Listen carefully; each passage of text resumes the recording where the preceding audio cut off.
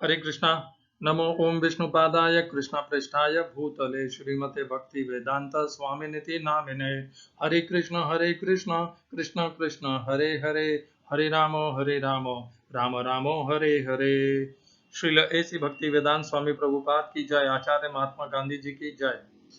भगवद गीता 2020 में आपका स्वागत है। प्रसंग चल रहा है चौथा अध्याय। आज की श्लोक संख्या 21 हम पुनर्कथन करेंगे। पहले 20वें श्लोक की। 20वां श्लोक है त्यक्त्वा कर्मफलासंगं नित्यतृप्तो निराश्रयः कर्मण्यभिप्रवृत्तोऽपि नैव किंचित् करोति सः। त्यक्त्वा कर्मफलासंगं नित्यतृप्तो निराश्रयः। कर्म के सारे फलों को त्याग करके मनुष्य सदैव पूर्णतया तृप्त हो जाता है, सदैव तृप्त रहता है। वह कर्म के फलों के प्रति आश्रय नहीं रखता है और इस प्रकार निराश्रय होकर के, फलों के प्रति निराश्रय होकर के वह कर्म करता है। और इस प्रकार कर्म करते रहने पर भी कर्मण्य अभिप्रवृत्तो अपि, अभिप्रवृत्त अर्थात नित्य करते रहने पर भी वह कभी किंचित करोति सः, वह कभी कर्म नहीं करता। कर्म नहीं करता का अर्थात है कर्म के बंधन उसे नहीं बांधते, उसमें कर्ता का अहंकार नहीं रहता। भगवान यहाँ पर कर्मयोगी के विशेष लक्षण बता रहे हैं। अर्जुन ने दूसरे अध्याय के 55वें श्लोक में 54वें श्लोक में भगवान को पूछा था, स्थित प्रज्ञस्य का भाषा समाधिस्तस्य केशव स्थित किम प्रभाषेत किमासीत व्रजेत किम। कि स्थित प्रज्ञ जो होता है वह कैसे उठता है, बैठता है, बोलता है, चलता है, उसका कैसा व्यवहार है। जो वहां पर भगवान ने वर्णन किया था उसका भगवान वहां पर दूसरे अध्याय में भगवान ने जो बुद्धि योग और कर्मयोग का वर्णन किया है, बुद्धि योग अर्थात कर्मयोग, वो वर्णन पे भगवान ने ज्यादा अपना ध्यान केंद्रित किया था इंद्रियों के ऊपर। यहाँ पर भगवान उसी कर्मयोगी के विषय में बता रहे हैं, परंतु उसके समस्त आचरण के प्रति बताते हैं कि वो किस प्रकार उठता बैठता चलता है। तो इसको आप वहां से जोड़ करके इसको देखिएगा, सदैव यह वहां से जोड़ा जाना चाहिए। और यहाँ पर जो भगवान ने बता दिया कि वह सदैव नित्य वह तृप्त रहता है, कर्म के फलों को त्याग करके उसके फलों के प्रति उसकी कोई आसक्ति नहीं रहती, इसलिए कर्म उसे बांधते नहीं है, वह कर्मों के बंधन में नहीं बैठता है। इसी को भगवान अगले श्लोक में एक कड़ी और आगे ले जाएंगे। अगले श्लोक चौथा अध्याय का 21वां श्लोक। अब भगवान उसी कर्मयोगी के विषय में और कुछ उसके विशेष लक्षण बता रहे हैं। निराशीर्यत चित्तात्मा त्यक्त सर्व परिग्रह शारीरम केवलम कर्म कुर्वन् आपनोति किल्बिषम्। हिंदी अनुवाद गीता यथारूप श्रील प्रभुपाद। ऐसा ज्ञानी पुरुष पूर्ण रूप से संयमित मन तथा बुद्धि से कार्य करता है, अपनी संपत्ति के सारे स्वामित्व को त्याग देता है और केवल शरीर निर्वाह के लिए कर्म करता है। इस तरह कार्य करता हुआ वह पाप रूपी फलों से प्रभावित नहीं होता है। Such a man of understanding acts with mind and intelligence perfectly controlled, gives up all sense of proprietorship over his possessions, and acts only for the bare necessities of life. Thus working, he is not affected by sinful reactions. इस श्लोक में प्रयोग किए गए संस्कृत शब्दों के अर्थ है निराशी ही। निराशी का अर्थ है फल की आकांक्षा से रहित, फल के प्रति कोई आकांक्षा से रहित। प्रतीक है शब्द जोड़ करके निराशी। यत, यत अर्थात संयमित, नियंत्रित। चित्त और आत्मा, चित्त आत्मा अर्थात मन और बुद्धि। आत्मा यहाँ पर जीवात्मा के लिए प्रयोग नहीं किया गया है। भगवान बहुत बार भगवत गीता में आत्मा का प्रयोग कभी मन के लिए और बुद्धि के लिए तो बहुत बार ही करते हैं। हमने देखा था और तीसरे अध्याय में भी भगवान ने आखिरी के श्लोक में आत्मा शब्द यूज किया था बुद्धि के लिए। आत्मन्येव आत्मना तुष्ट स्थित प्रज्ञ तो उच्चते। आत्मन्येव आत्मना तुष्ट, तो दोनों आत्मना आत्मन आत्मन भगवान ऐसा बहुत बार करते हैं। त्यक्त छोड़ा, सर्व समस्त, परिग्रह स्वामित्व, शारीरम दूसरी पंक्ति शारीरम शरीर, प्राण रक्षा नहीं, शारीरम शरीर के द्वारा, केवलम मात्र, ठीक है, कर्म कर्म, कुर्वन करते हुए, न कभी नहीं, आपनोति प्राप्त करता है, किल्बिषम पाप पूर्ण फल।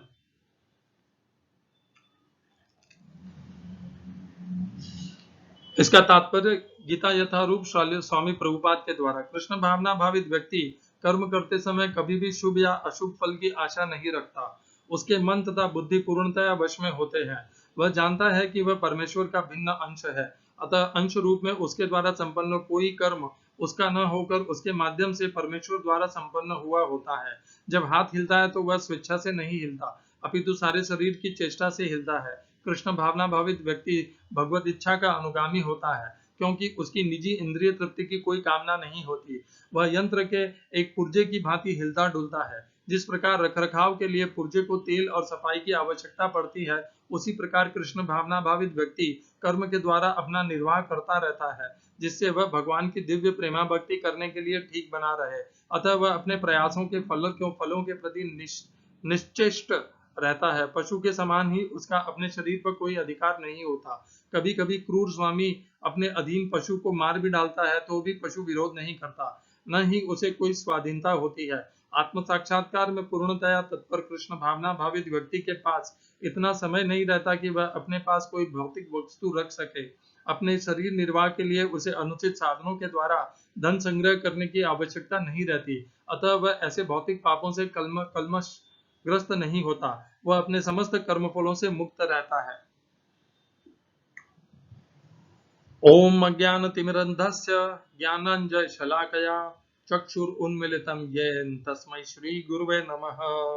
एकम शास्त्रम देवकी पुत्र गीतम, एक ही शास्त्र श्रीमद् भगवद गीता। एको देवो देवकी पुत्र एव, एक ही देव एक ही भगवान श्री कृष्ण।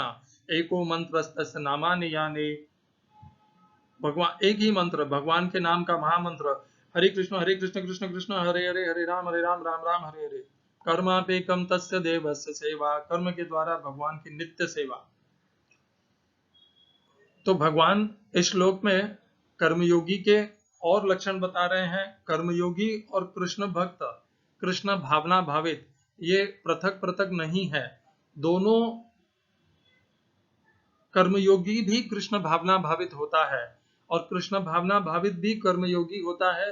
बस वह कर्मयोगी समाज के प्रति अपने कर्म नहीं करके वह अपने ज्यादा कर्म भक्ति और भगवान के प्रति करता है, इतना ही अंतर है। जहां जहां पर मैं कर्मयोगी शब्द का प्रयोग करता हूं, वहां वहां पर कृष्ण भावना भावित व्यक्ति उसी के अंदर, उस शब्द के अंदर उसका अर्थ में सम्मिलित है। निराशी ही, फल की आकांक्षा से रहित, यह भगवान ने पिछले श्लोक में भी बताया था। त्यक्त्वा कर्म फला संगम, तो कर्म के फलों को त्याग करके नित्य तृप्तो निराश्रय है। निराश्रय है, आश्रय नहीं लेता किसका, कर्म के फलों के प्रति उसका कोई आश्रय नहीं लेता होता, वह उनका आश्रय लेकर के कर्म नहीं करता। और यहाँ पर भी भगवान उसी बात को पुनः एक बार दोहरा रहे हैं। निराशी ही, कोई आकांक्षा के बिना कर्म के फलों के प्रति उसकी कोई आकांक्षा नहीं रहती। क्यों नहीं रहती, अब उसका कारण भी बताते हैं भगवान इस श्लोक में। पिछले श्लोक में भगवान ने इतना ही बताया था, अब यहाँ पर उसका कारण भी बताते हैं। इसलिए नहीं रहती क्योंकि वह यतचित्त आत्मा है, अर्थात उस मनुष्य ने अपने मन और बुद्धि को नियंत्रित कर रखा है। ध्यान करिए, तीसरे अध्याय के श्लोक में संख्या 39 या 40, 39 या 40 दोनों में से एक है। इंद्रियाणि मनोबुद्धि ही अस्याधिष्ठान मुच्यते एतैर्विमोह्यतेषः ज्ञानमावृत्य देहिनाम्। तो भगवान कहते हैं कि ये जो काम है, यह इंद्रियां, मन और बुद्धि, यह तीनों उस काम के निवास स्थान है। तो मन और बुद्धि में कामनाएं हैं, उन कामनाओं के संतुष्टि के लिए मनुष्य सदैव प्रयत्नशील रहता है। और इसीलिए वह कर्म के फलों के प्रति आसक्त रहता है। यदि जो साधक है या जो सिद्ध कर्मयोगी है, उसने अपने मन और बुद्धि के ऊपर नियंत्रित कर लिया है, तो उसने वहां से काम रूपी शत्रु को हटा दिया है। उसने अपने मन और बुद्धि को काम रूपी शत्रु के आक्रमण से, या उस शत्रु के ने जो आधिपत्य जमा रखा है मन और बुद्धि के ऊपर, उस आधिपत्य से, उस शत्रु के आधिपत्य से मन और बुद्धि को स्वतंत्र कर दिया है, पूर्णतः अपने नियंत्रण में ले लिया है। पहले वही मन और बुद्धि काम इच्छा के काम, यानी वो शारीरिक काम की बात नहीं कर रहे, यानी कामनाओं की नियंत्रण में रहते हैं। परंतु कर्मयोगी उनको कामनाओं की उससे स्वतंत्र करके स्वयं के नियंत्रण में कर लेता है मन, बुद्धि और इंद्रियों को। और जब वह इस प्रकार कर लेता है, इसी कारण वह कर्म के फलों के प्रति पूर्णतया अनासक्त होकर के कर्म के फलों के संग को त्याग सकता है और त्याग करके कर्मयोग में स्थित हो सकता है, प्रवृत्त हो सकता है। निराशी ही यत चित्त आत्मा, यह इतना आसान नहीं है अपने मन और बुद्धि को पूर्णतया नियंत्रित कर लेना। और काम रूपी यह जो दुर्जय शत्रु है, भगवान इसे दुर्जय बताते हैं। तीसरे अध्याय को याद करिए सदैव, ये कामना के लिए काम रूपी शत्रु को भगवान तीसरे अध्याय के अंत में बहुत अच्छे से बताते हैं। तीसरे अध्याय का जो आखिरी श्लोक है उसमें भी भगवान यही कहते हैं। क्या कहते हैं भगवान? एवं बुद्धे परम बुद्धवा संस्तभ्यात्मात्मना जही शत्रु महाबाहो काम रूपम दुरासतम। यही है तुम्हारा शत्रु। कौन? यह काम रूपी, यह कामनाओं का गुच्छा, निरंतर कभी न संतुष्ट होने वाली कामना ही तुम्हारा शत्रु है। दुरासदम, अत्यंत मुश्किल है, दुर्जय है इसको जीत पाना। और वो जो मैं अभी श्लोक की चर्चा कर रहा था, इंद्रियाणि मनोबुद्धि ही तस्याधिष्ठान मुच्यते, वह 40वां श्लोक है। तो इस प्रकार भगवान कहते हैं कि ये जो काम रूपी शत्रु है अत्यंत दुर्जय है, परंतु कर्मयोगी या कृष्ण भावना भावित व्यक्ति इस दुर्जय शत्रु के ऊपर विजय प्राप्त कर लेते हैं और विजय प्राप्त करके उस मन और बुद्धि को कामनाओं से मुक्त करके अपने स्वयं के नियंत्रण में ले लेते हैं। और फिर वह मन और बुद्धि बिना किसी कामना के, बिना कर्म के फलों की आसक्ति के कर्म में उसे प्रयोग करते हैं, कर्म में उसे लगाते हैं, मन, बुद्धि और इंद्रियों को। और यही केवल योग है, योग और कुछ भी नहीं है। अगर एक वाक्य में कहा जाए तो गीता का निचोड़ केवल इतना है कि मनुष्य को अपने मन के द्वारा अपनी इंद्रियों को नियंत्रित करना है और मन में उठ रही कामनाओं को नियंत्रित कर लेना है, उनको वहां से हटा देना है। इंद्रियां, मन और बुद्धि, ये जो तीनों कामना के निवास स्थान है, यहाँ से उस मन के दुर्जय शत्रु को हटा देना है। और इस प्रकार जो स्वतंत्र हुई बुद्धि, मन और इंद्रियां है, उनको इंद्रिय तृप्ति से हटा करके उनको कर्मयोग में अर्थात भगवान की भक्ति में, भगवान के भक्तों की सेवा में, भगवान के अंश रूप प्राणी मात्र की सेवा में उन्हें सदैव लगाए रखना है। यही है पूरा शास्त्र भगवत गीता का निचोड़ एक वाक्य में। और इसी को समझाने के लिए भगवान ने 700 श्लोक कहे हैं। अच्छे से पूरे विस्तार से भगवान ने इसको समझाया है कि ये क्यों करना चाहिए। ये तो निचोड़ है कि ये करना है, कैसे करना है, क्यों करना है, कैसे सिद्ध होगा, किसने सिद्ध किया था, इसके किस प्रकार से यह सिद्ध होगा। ये सारी चीजें भगवान जिसे कहते हैं इंग्लिश के जो 5 W हैं और एक H है, व्हेन, व्हाई, व्हाट, हुज, ये सारे इसमें भगवत गीता के ज्ञान में है। और हाउ, वो भी इसके अंदर है। ये सब कुछ है, इसीलिए ये जो एक वाक्य की ज्ञान है इसको भगवान इतने विस्तार से समझाते हैं। और यहाँ पर भी भगवान यही प्रयत्न कर रहे हैं। निराशी ही यत चित्तात्मा, जो अभी मैंने एक वाक्य में भगवत गीता का सारांश बताया था, वही भगवान यहाँ पे बता रहे हैं कि अपने मन और बुद्धि को नियंत्रित करके काम रूपी शत्रु से मुक्त करके यह मनुष्य उसके ऊपर बिना कर्म के फलों में अनासक्त होकर के कर्म करता है। अगला जो पद है इसमें भगवान कहते हैं त्यक्त सर्व परिग्रह। तो हम जितने भी मनुष्य समुदाय के इस लोग हैं, हम सदैव अपने पास कुछ न कुछ संपत्ति, जमीन, जायदाद, सुविधाएं इकट्ठे करते रहते हैं। इकट्ठे कर करके हम अपने आप को सुरक्षित महसूस करते हैं। हाँ, मेरे पास इतनी संपत्ति है, मैं अब सुरक्षित हो गया हूँ। हाँ, मेरे पास एक मकान हो गया है, अब मैं सुरक्षित हो गया हूँ।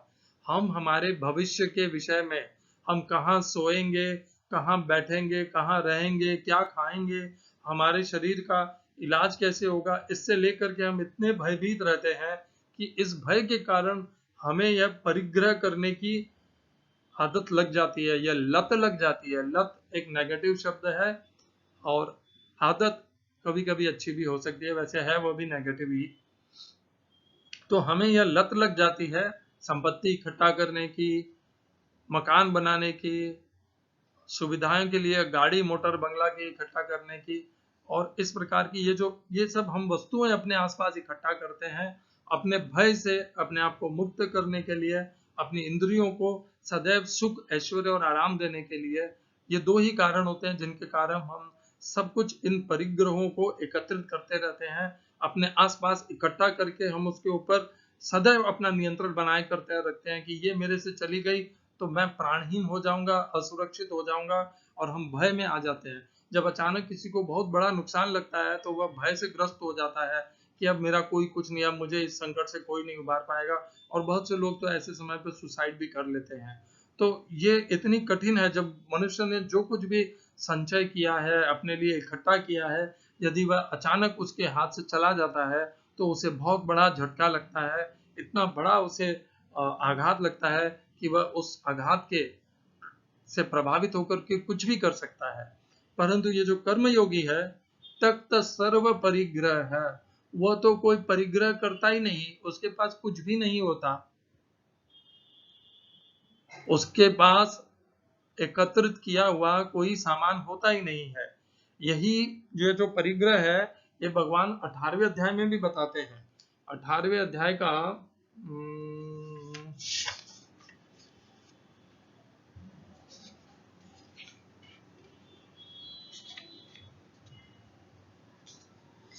18वें अध्याय का 53वां श्लोक है, जिसमें भगवान बताते हैं कि किस प्रकार मनुष्य उनका शुद्ध भक्त बन सकता है।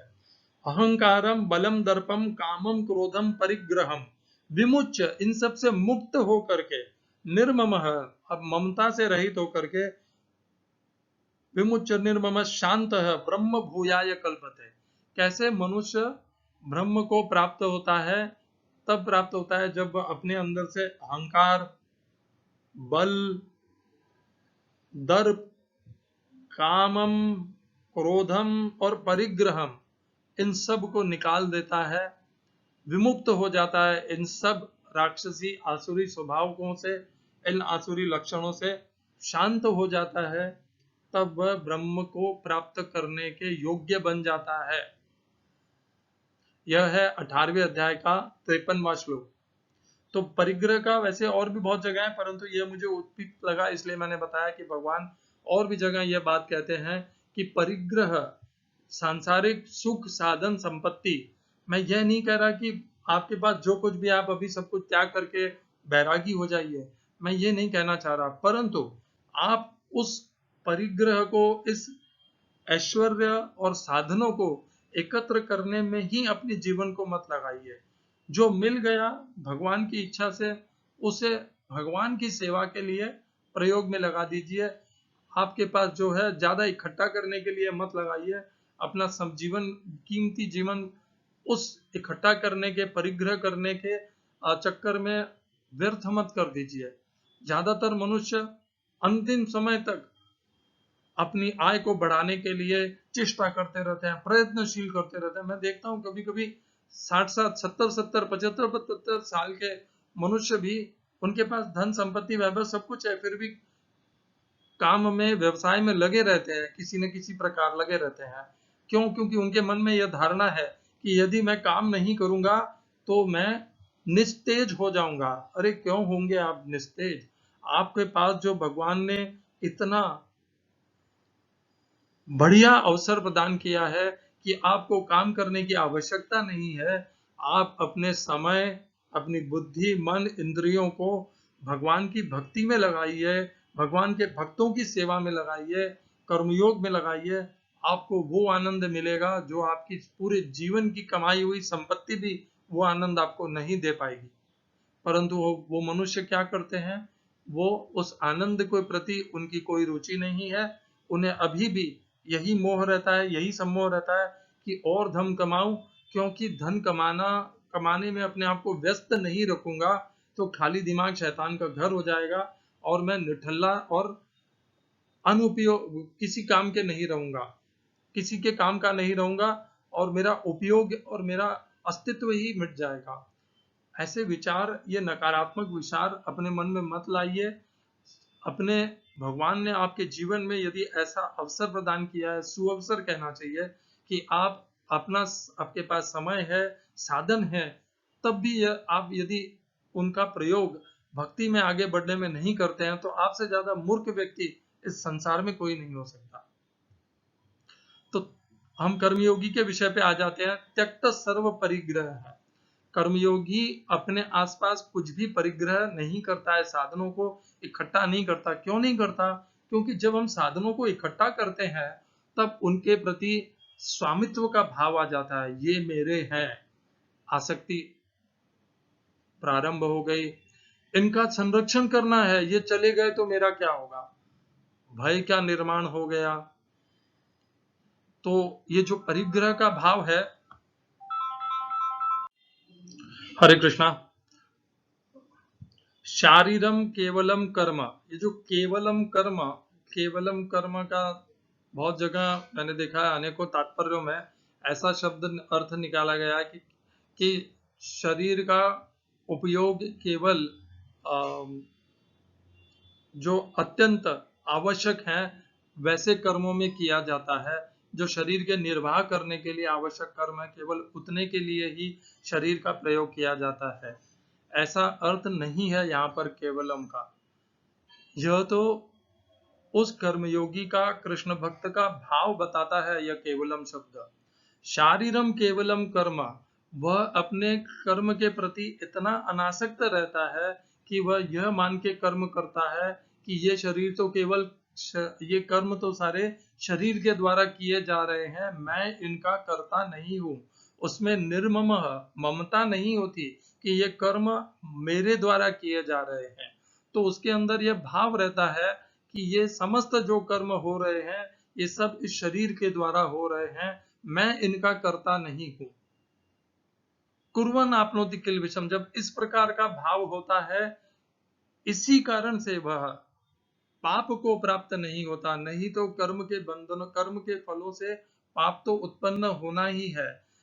जैसे भगवान 18वें अध्याय में कहते हैं कि कर्मों से किसी न किसी प्रकार का पाप तो उत्पन्न होगा ही, सारे कर्मों से कुछ न कुछ न तो उत्पन्न होना ही है। परंतु ये जब इस भाव से यह निरअहंकार होकर के, निर्मम होकर के कर्म करता है कि ये कर्म सारे शरीर के द्वारा किए जा रहे हैं, मैं इनका करता नहीं हूं, तब वह कर्मयोगी कृष्ण भक्त पाप से मुक्त हो जाता है। 6वें अध्याय में तथा आगे 18वें अध्याय में भी भगवान कहते हैं, 6ठे अध्याय में भगवान कहते हैं, इंद्रियाणि मनोबुद्ध नहीं, कायेन मनसा बुद्ध्या केवलैरिंद्रियैरपि योगिनः कर्म कुर्वन्ति कुर्वन् आपनोति किल विषम। यही शब्द वहां पर भी प्रयोग में लिए गए हैं। मैं श्लोक संख्या बताता हूं। तो 5वें अध्याय का श्लोक है, 5वें अध्याय का 11वां श्लोक है। इसमें भगवान कहते हैं, कायेन मनसा बुद्ध्या केवलैरिंद्रियैरपि योगिनः कर्म कुर्वन्ति संगम तत्वा आत्मशुद्धये। तो काया, मन, बुद्धि और इंद्रिय, इन चार से कर्म होते हैं। और योगी जो कृष्ण भक्त है, जो कर्मयोगी है, वह इस प्रकार कर्म करता हुआ उसके फलों को त्याग करके शुद्ध हो जाता है। और ऐसा ही भाव भगवान ने 18वें अध्याय के 15वें श्लोक में भी दिया है। शरीर वांग मनोभिर्यत कर्म प्रारभते नरः न्यायम वा विपरीतम वा पंचैते तस्य हेतवः। शरीर अर्थात शरीर, वांग अर्थात जिह्वा, शरीर वांग मनोभिर्यत, मन से कर्म होते हैं। कुछ लोग ऐसा भी कहते हैं कि मन के द्वारा कर्मों के फल नहीं उत्पन्न होते हैं भाई। दोनों श्लोकों में भगवान ने मन का प्रयोग किया है कि कर्म इनके द्वारा होते हैं। ये 18वें अध्याय के 15वें श्लोक में तो एकदम स्पष्ट ही कह दिया है कि धर्म पूर्वक हो या अधर्म के पूर्वक हो, जो भी कर्म होते हैं वे इन तीनों द्वारा होते हैं। और जब अधर्म पूर्वक या धर्म पूर्वक होंगे तो उनका फल भी प्राप्त होंगे ही। न्यायम वा विपरीतम वा पंचैते तस्य हेतवः। तो यहाँ पर 4थे अध्याय के 21वें श्लोक में भगवान ने कहा है शारीरम केवलम कर्म, केवल ये कर्म, वह कर्मयोगी कृष्ण भक्त इस प्रकार का भाव रखता है कि ये जो कुछ भी कर्म हो रहे हैं ये शरीर के द्वारा हो रहे हैं, मैं इनका कर्ता नहीं हूँ, मैं केवल एक माध्यम हूँ और ये समस्त कर्म भगवान के द्वारा कराए जा रहे हैं। वह अपने अंदर कर्ता का अहंकार नहीं रखता, इसीलिए वह समस्त पापों से मुक्त हो जाता है। तो ये सारे लक्षण हैं उस कर्मयोगी के, उस कृष्ण भक्त के, कि वह अपने मन और बुद्धियों के ऊपर पूर्ण नियंत्रण रखता है, नियंत्रण रख के कर्म के फलों के प्रति कोई आशा नहीं रखता है, उसके अंदर कोई भी संग्रहित करने की, साधनों की, संपत्ति की इकट्ठा करने की भावना ही नहीं होती, इसलिए वह कर्म के फलों के प्रति आसक्ति भी नहीं रखता, सदैव शांत रहता है। वह केवल यह मानता है कि ये मेरा धर्म है, यह कर्म है जो यह शरीर कर रहा है और करवा रहे हैं भगवान है। इस प्रकार के भाव से जब वह कर्म करता है, खुद के लिए कोई इच्छा, कोई आशा, कोई परिग्रह करने की भावना से रहित होकर के, तब वह समस्त पापों से मुक्त हो जाता है। वो भी हो सकता है और हम भी हो सकते हैं समस्त पापों से मुक्त। इसलिए हमें भी ये मार्ग अपनाना चाहिए। हम कर्म करते समय अपने आप को केवल ये शरीर के द्वारा कर्म हो रहे हैं, अपने आप को अकर्ता जान करके इस प्रकार से हम जब कर्म करेंगे तो हम कर्म के फलों से मुक्त हो जाएंगे। ये जो सदैव संग्रह करने की भावना है, इससे रहित होइए, अपने मन और बुद्धि को नियंत्रित रखिए, उन्हें कामनाओं के जंजाल से उसे शुद्ध कीजिए, मुक्त कीजिए और आशा रहित होकर के कर्म कीजिए, हमें भी पाप नहीं लगेगा। हरे कृष्णा। श्रील एसी भक्ति वेदांत स्वामी प्रभुपाद की जय। आचार्य महात्मा गांधी जी की जय।